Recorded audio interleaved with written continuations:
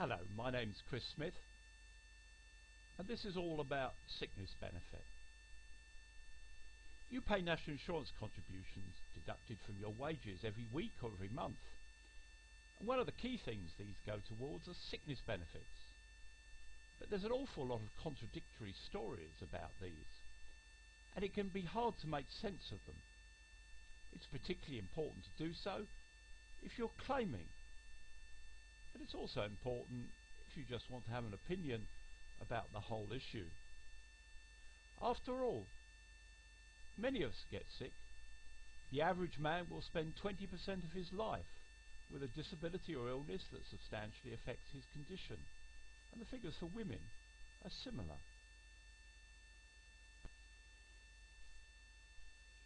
If you're not sick or disabled, then you probably don't think about this too much. Particularly if you're young, you just get on with your life. Working, shopping, having children. But suddenly that can all change. A heart attack, a road accident,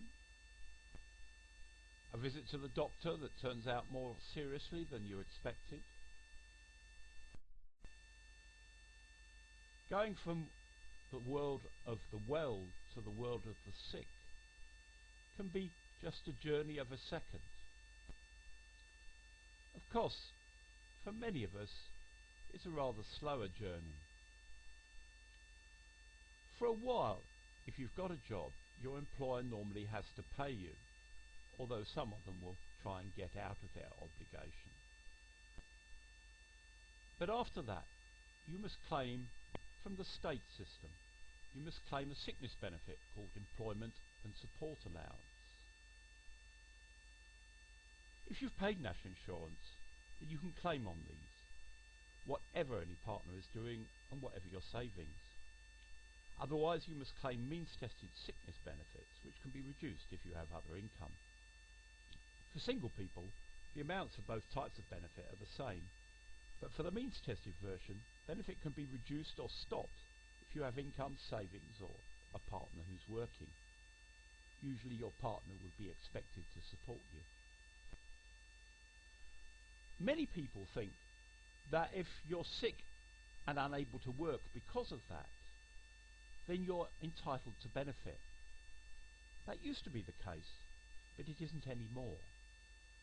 Instead, you have to get what I call sick points. You have to get 15 of these, and they're awarded for a number of arbitrary reasons, which I'll explain in a second. Here are some sick points for a number of conditions that you might have, just to give you an idea. Of course, you might have more than one condition. Perhaps because of your illness or disability, you can climb 2 steps, but no more, even if you're using a handrail, clutches, or anything. You might think that that would substantially cut down your ability to get a job, but you don't get any points for that. If the worst came to the worst and you were given 12 months to live, you might think that you wouldn't be expected to work. You'd be wrong. You get 0 points for that as well. Suppose you've lost your sight. You need someone to help you get around the workplace all the time. Well, 9 points for that. So unless there's something wrong, the government says you're fit for work. And I have to say that if the government thinks you could get around with a guide dog, even if you don't actually have a guide dog, you don't get any points at all. Perhaps because of brain damage or mental health problems, you occasionally hit people or are very aggressive towards them.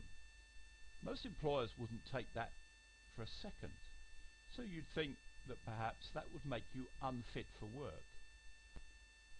No, not on its own anyway. You just get the 9 points which doesn't get you the 15 that you need. Mental health problems are a growing issue in our society. And for many people, interacting with others becomes very difficult. Let's suppose that for 40% of the time you're so distressed you can't interact with anyone you don't know. Well, no points at all. Even if you get these 15 sick points, you can be asked to do things to make yourself ready for work in the future. You might think that reasonable. But here's an example. You've been told you're going to die in 12 months, but you've only got moderate disabilities at the moment. You do get 18 sick points, so you don't have to work, but you can be asked to undertake activities so that you can work in the future.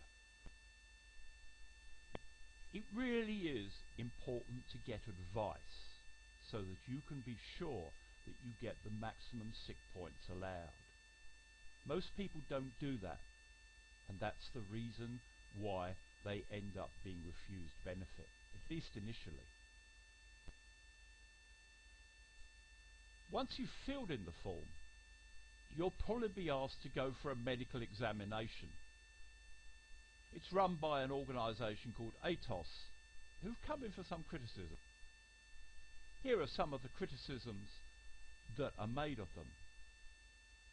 The interview just lasts 20 minutes, and quite often whoever's doing it is struggling all the time to try and fit your answers into the stock answers that are required by the computer.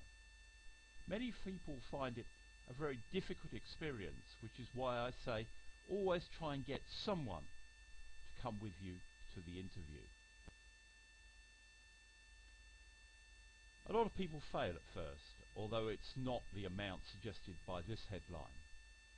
What happens then is they get rung up by a benefit payer and told that they failed and they should just claim unemployment benefits. That's wrong. Most people should appeal. Again, get advice before you do that if you can.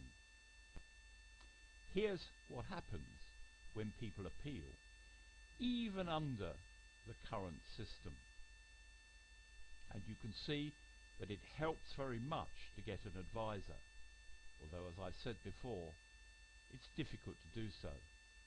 But we have to ask, what kind of test is it that 70% of people who fail it initially but appeal win if they're represented?